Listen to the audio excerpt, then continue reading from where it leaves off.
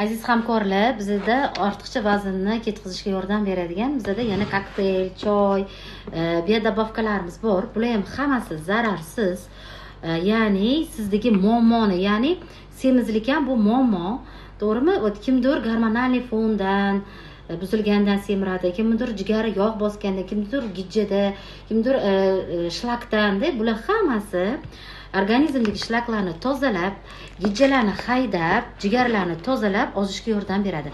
Ayniqsa mana shu mevedolimiz, kokteylimiz bizda bu mana 6 xil mevalardan qilingan, quritilgan va muzlatilgan mevalardan. Shuning uchun bu qimmatbaho. Buni nafaqat semizlar, balki ozg'inlar ham kuniga bir qoshiqdan ichib yursa energiya beradi. Ichlarini yurg'izib, metabolizmni yaxshilab beradi. Polniy organizmni tozalab, kerakli bo'lgan minerallar bilan, vitaminlar bilan to'yintirib beradi. Umuman zararsiz.